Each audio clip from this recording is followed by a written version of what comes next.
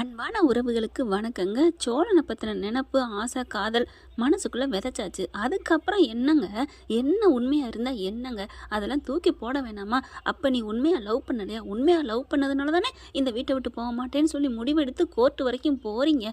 அப்புறமா இந்த பிள்ளைய பிடிச்சதுனால பொய் சொல்லி தாலி கட்டிட்டான் அப்படி இப்படின்னு சொல்லிட்டு முறிச்சுக்கிட்டு இந்த வீட்டை விட்டு போகிறேன்னு முறைச்சிக்கிட்டு போகிறது எனக்கு என்னமோ சுத்தமாக பிடிக்கல. உங்களுக்கெல்லாம் என்ன தோணுதுங்கிறத கமெண்ட் பாக்ஸில் ஒரு கருத்தை தெரிவித்து ஒரு லைக்கை போட்டு சப்ஸ்கிரைப் பண்ணி நம்ம சேனலுக்கு ஆதரவு கொடுங்க அன்பு உறவுகளே. இதுக்கடையில் இந்த பிள்ளை இந்த வானதியை எதில் சேர்க்கறதுன்னே தெரில. போகுதுங்க கடைக்கு. பாண்டியனே வேணான்னு சொல்லிட்டு இருந்த பிள்ளை தேடி போகுது. கரெக்டாக எங்களுக்கு தெரியும் அவங்க அம்மா அப்படியே கணக்காட்சி தான் புரிஞ்சு வச்சுருக்காங்க. இவளை நம்பிலாம் மாப்பிள்ளை பார்க்க முடியாது. ஒரு நாளைக்கு வேணான்னு சொல்லுவா, அடுத்த நாள் போய் கடையில் போய் நிற்பா அப்படின்னு அவங்க அம்மா சொன்ன மாதிரி கரெக்டாக நடக்குது.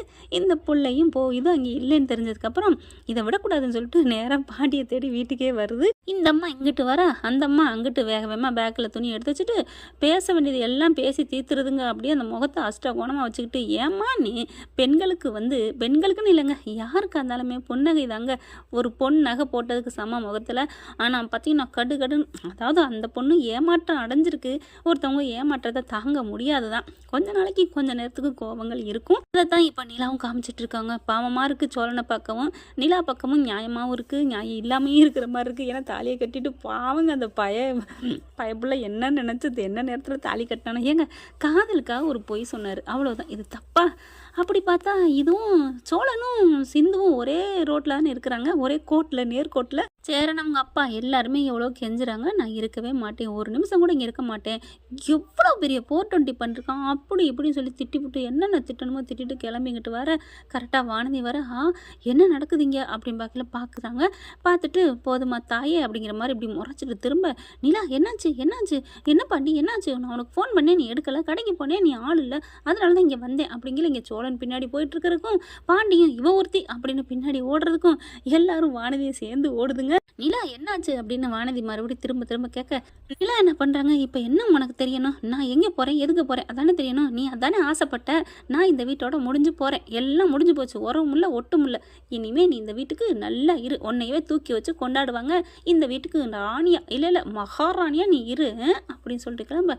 ஒரு நிமிஷம் வானதிக்கு சந்தோஷம் இருந்தாலும் என்ன பிரச்சனை, என்னாச்சு, ஏன் அதுக்கு ஏன் கோச்சிட்டு போகுது இந்த அம்மா அப்படின்ட்டு, என்னாச்சு சோழா என்னாச்சு அப்படின்னு கேட்கல. அவங்க எல்லாம் பின்னாடியே போகிறாங்க. ஆனால் ஒரு கட்டத்துக்கு மேலே அவங்கவுங்க, அதாவது ஃபஸ்ட்டு நடேசன் நின்றுறாருங்க ஒரு தெரு அந்த அவங்க வீட்டு வாசல்கிட்ட. அடுத்து சேரனும் போயிட்டு நின்றுறாரு. பின்னாடியே பல்லவனும் பாண்டியும் ஒரு கட்டத்தில் நிற்கிறாங்க. சோழன் மட்டும் நிற்க முடியலை. என்ன அவனுக்கு வேர்த்தா அவன் தொடச்சானுங்கிற மாதிரி வேகமாக போகிறான். நிலா என்னை மன்னிச்சிடு நிலா, நான் உன் மேலே உள்ள காதலில் தான் இப்படி பண்ணிட்டு நிலா, புரியாத உனக்கு தெரியாத நிலா, ப்ளீஸ் நிலா அப்படின்னு சொல்லிட்டு எவ்வளவோ சொல்லிட்டு பின்னாடியே வராருங்க. ஆனாலும் இந்த பயப்புள்ள என்ன பண்ணுது, கோவத்தை முன்னாடி வச்சுட்டு போகுது. அது வாழ்க்கை போச்சுன்னு உன் வாழ்க்கை எங்கேமா போச்சு, உன்னை ராணி மாதிரி கொண்டாடுற ஒரு பஞ்சபாண்டவங்க மாதிரி இருக்கிற 5 பேர் இருக்கிற அந்த வீட்டில் உன்னை அம்சவல்லி மாதிரி வச்சு நடத்தினாங்க, அதை விட்டுட்டு என் வாழ்க்கை போச்சு குழுக்க போச்சுன்னு. அதான் உனக்கு நல்ல ஒரு இன்ஜினியர் பிடிச்சி கொடுத்துட்டாருல்ல நம்ம சேரன், அப்புறம் என்னம்மா இதை விட என்ன வேணுமா உனக்கு, ஏமா போய் வாழ்ற வழியை பாருமா அப்படிலாம் தோணுது. ஆனால் அவங்க இடத்துல நின்று பார்த்தா அது அவங்களோட நிலைமை புரியும். இப்போ நிலா நிற்கவே இல்லைங்க, வேகமாக ஆட்டோவை கூப்பிடுது. நிற்கிற மாதிரி வந்துட்டு சவாரி இருக்கணும்னு போயிடுறாங்க. சவாரி இருந்தால் நிற்காமலே போக வேண்டியதானே. அப்படியே பக்குங்க, அப்பாடா போயிடுச்சு வண்டி அப்படின்னு மறுபடியும் சோழன் பின்னாடியே பேகை பிடிக்கிறாரு, கையை பிடிக்கிறாரு, காலை பிடிக்கிறாரு, காலோட விழுந்து கெஞ்சுறாருங்க. போறீங்களா என்ன அப்படின்னு ஒத்தஞ்சு தள்ளி விட்டுறாங்க. அப்படியே உயிர் போகுது சோழனுக்கு. ஆனாலும் அவர் டக்குன்னு எந்திரிச்சிடாரு. நிலான்னு ஏங்க உங்களை நான் இவ்வளோ கேவலமாக உதச்சி தள்ளிட்டு வரேன், பின்னாடியே ஏன் வர்றீங்க அப்படின்னு நிலா கேட்க, ஏங்க நான் உங்களுக்கு தப்பு பண்ணியிருக்கேங்க, துரோகம் பண்ணிக்கோங்க, அந்த தப்புக்கு தண்டனையாக நான் அனுபவிச்சுக்கிறேன், இதெல்லாம் எனக்கு பெருசே இல்லை. நிலா நீங்கள் இல்லாமல் நான் இருக்க முடியாது நிலா, நீ தான் இல்லை எனக்கு எல்லாமே, என் உயிர் உலகம் எல்லாமே ஒன்றைத்தான் நினச்சி வாழ்ந்துட்டேன். இப்போ நீ கொஞ்ச நாள் என் மேலே எவ்வளோ அக்கறையாக இருந்துக்கிட்டேன் நிலா, ப்ளீஸ்ன்னு சொல்ல, போகிறீங்களா அப்படின்னு கொஞ்சம் அப்படி கையை தள்ளிட்டு வேகமாக போகிறாங்க. கரெக்டாக லாரி கதையை சோழியை முடிக்குது. அப்படியே நிலாவை தூக்கி போடுது. அப்படியே நிலான்னு அப்படியே கத்துறாரு. அவங்க அங்கங்கே நின்னாங்க இல்லையா, அதாவது கடைசியாக நின்னது பாண்டி தாங்க. பாண்டிக்கு லைட்டாக தெரியுது விழுகிறது. அப்படியே ஓடி வர்றாரு. வர்றதுக்குள்ளே அங்கே சேரனுக்கும் அவங்க பல்லவனுக்கும் அவங்க அப்பாவுக்கும் ஃபோனை பண்ணி சொல்லிக்கிட்டே, நீ சொல்லிடு அப்படின்னு ஓடி வராருங்க. எல்லாம் ஓடியாந்து அப்படியே தூக்கிடுறாங்க. கும்பல் வந்துடுறாங்க. என்னாச்சு அப்படிங்கிற அந்த பொண்ணு பார்த்தா மயக்கம், அப்படியே கண்ணை முழிக்குது. கடைசியாக சோழன் முகம் மட்டும் கண்ணுக்குள்ளே நிற்கிது. அப்படியே கண்ணை மூட நல்லா கை கால்லாம் நல்லா ரத்தம். தூக்கிடுறாங்க. தூக்கிக்கிட்டு ஆம்புலன்ஸ் கூப்பிட்றாங்க. கூட்டிக்கிட்டு வேகமாக ஆஸ்பத்திரிக்கு போகிறாங்க. அங்கே எல்லாரும் போய் சேர்ந்துடுறாங்க. நிலா நிலான்னு அழுதுகிட்டே தான் ஸ்ட்ரெஸ்ஸில் வச்சு கொண்டு போகிறாங்க. என்னாச்சு என்னாச்சு ஆக்சிடென்ட், கம்ப்ளைண்ட் கொடுங்க அப்படிங்கிறாங்க. அதெல்லாம் அங்கே கொடுக்குறோம்மா, அதை ட்ரீட்மெண்ட் பண்ணுங்கம்மா அப்படிங்கிறாங்க. என்னங்க இவ்வளோ இதாக இருக்குது, ரோட்டில் தாங்க நடு ரோட்டில் தாங்க கிராஸ் பண்ணையில் மோதிடுச்சு அப்படிங்கிறாங்க. என்ன சொல்ல முடியும், நான் விரட்டிட்டு போனேன் துரத்திட்டு வந்தேன் அப்படி இப்படின்னு நான் சொல்ல முடியும். இங்கே பார்த்தா மயங்கி கிடக்குறாங்க. ட்ரீட்மெண்ட் பண்ணுறோம், நீங்கள் வெளில நில்லுங்க அப்படிங்கிறாங்க. பணம் கட்டணும் அப்படிங்கிறாங்க. எவ்வளோ வந்து நான் கட்டுறேன் அப்படின்னு சொல்லிட்டு என்ன பண்ணுறாரு, கிளம்பிடுறாருங்க. யார் கிளம்புறது, மாமனார் கிளம்புறாருங்க. அப்படியே அரை மணி நேரத்தில் பணத்தோட வராரு. எல்லாம் பணம் கட்டுங்கிறாங்க. 2 லட்சம் கட்டணும் அப்படிங்கிறாங்க. அவங்க அப்பா சும்மா சொல்லக்கூடாதுங்க, அந்த லாரி வாங்கினார்ல அதை அப்படியே கொண்டு அடகு வச்சுட்டு கொண்டாந்து அந்த பணத்தை கொடுக்குறாங்க. பணம் கட்டினோன்னே சரி நாங்கள் ட்ரீட்மெண்ட் பெருசாக, அதாவது சின்னதாக ஓரல் பண்ணுறாங்க. அடுத்து இது அவங்களோட மாமூலா, இது அது அவங்களோட ப்ரொசீஜரானு தெரிலங்க. காசு கட்டினா தான், இல்லைன்னா பண்ண மாட்டோன்னு. அது என்னன்னு புரியல. காசு கட்டாமல் போயிடுவாங்களோ அப்படின்னு ஆஸ்பத்திரிக்கு இழப்பு வந்துடும் நினைக்கிறாங்க. இழப்பீடுங்கிறது உயிரை விடவாங்க அப்படிலாம் தோணுது. அந்தந்த இடத்துலன்னு பார்த்தா தான் தெரியும். இருந்தாலும் மனிதாபிமானத்தில் கொஞ்சம் ஹெல்ப் பண்ணலாம். இப்போ தான் காப்பீடுலாம் இருக்குல்ல, அதில் கூட கவனிச்சுக்கலாம். இப்போ என்ன பண்ணுறாங்க, ட்ரீட்மெண்ட் நடந்துட்டுருக்கு. முருகா முருகான்னு வேண்டிக்கிட்டு இருக்காங்க. எல்லாரும் கடவுளை வேண்டுறாங்க.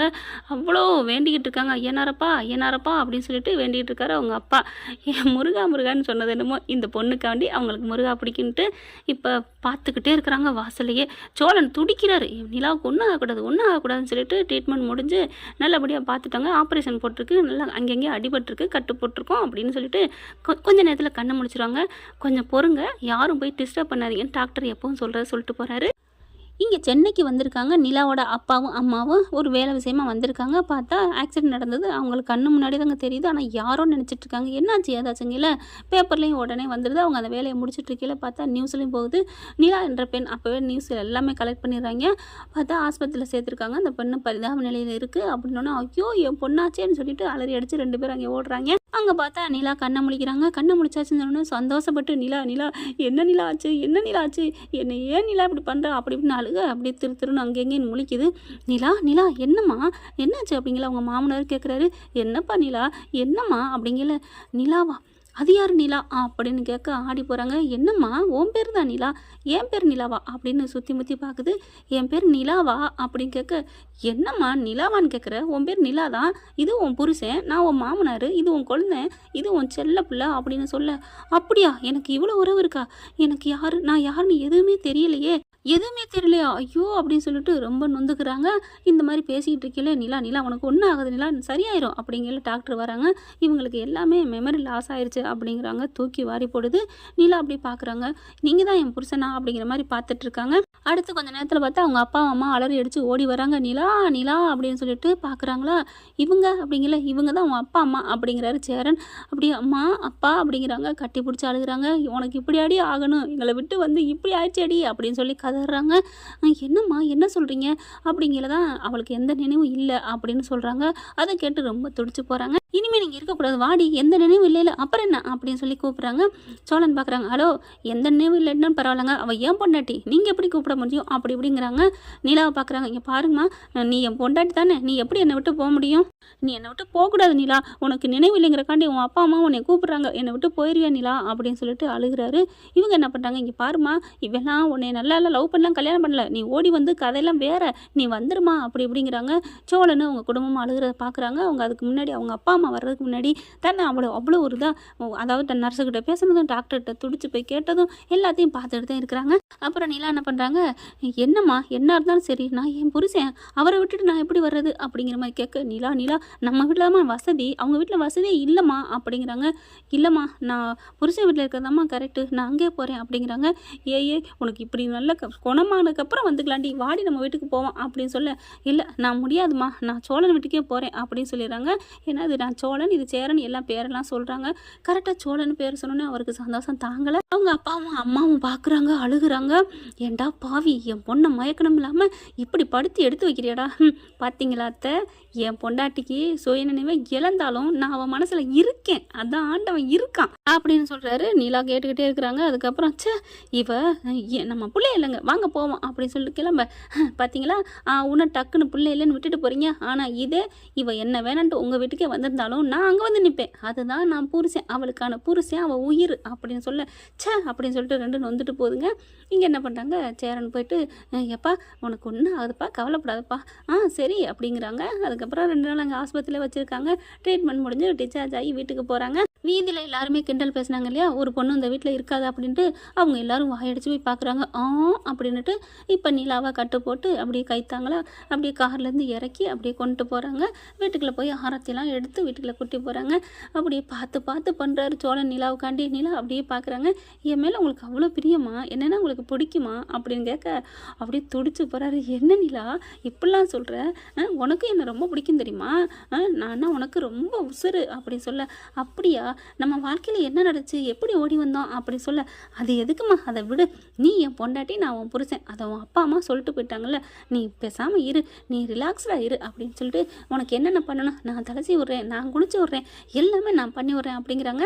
அதுக்கப்புறம் அடுத்து உடம்பெல்லாம் கசகசன்னு இருக்குது, குளிக்கணும் அப்படின்னு நிலா சொல்ல, நான் குளிச்சு விட்றேன் அப்படின்னு சோழன் கையை பிடிச்சி தூக்க போகிறாங்க. சேரன் வந்துட்டு வேணாண்டா அப்படிங்கல. ஏன்னு அப்படி சொல்ல, இருடா நான் சுடுதண்ணி வச்சு தரேன், நீ வந்து ஒத்தடம் கொடுத்து விடு அப்படி, அதாவது தொடச்சி எடு அப்படின்னு சொல்லிட்டு சுடுதண்ணி வச்சு கொண்டு வந்து கொடுக்குறாரு. நீ வந்து துணியில் வச்சு தொடச்சி விடு அப்படின்னு சொல்ல, நாங்களாம் கிளம்புறோம் வேலைக்கு அப்படின்னு சொல்லிட்டு எல்லாம் போயிடுறாங்க. நிலாவுக்கு மெல்ல மெல்ல அப்படியே எல்லாம் டவல் பார்த்து எடுத்து விட்றாருங்க. அப்படியே சொக்கி போகிறாங்க, நம்ம மேலே எவ்வளோ பாசம் வச்சுருக்காரு அப்படின்னு சொல்லிட்டு. இப்படியே கொஞ்சம் கொஞ்சமாக நிலாவும் சோழனும் ஒன்று சேர்ந்தா நல்லா தானங்க இருக்கும். இப்படி போனால் எப்படி இருக்கும் கதை? கமெண்ட்ஸில் சொல்லி உங்கள் பொண்ணான கையில் ஒரு கருத்தை தெரிவித்து லைக்கை போட்டு சப்ஸ்கிரைப் பண்ணி ஆதரவு கொடுங்க அன்புறவுகளே. Thank you friends. இந்த வீடியோ உங்களுக்கு பிடிச்சிருந்தா தயவு செய்து லைக் பண்ணுங்க. இன்னும் அப்டேட்ஸ்க்காக சேனலை சப்ஸ்கிரைப் பண்ண மறக்காதீங்க. நம்ம கிட்ட இருக்க எல்லா சேனல்ஸோட லேட்டஸ்ட் வீடியோ அப்டேட்ஸ்க்காக மேல ரைட் சைடுல காட்டுற லிங்கை கிளிக் பண்ணி வாட்ஸ்அப் குரூப்ல ஜாயின் பண்ணுங்க. உங்களிடம் விடைபெறுவது நான் உங்கள் மெஹர்.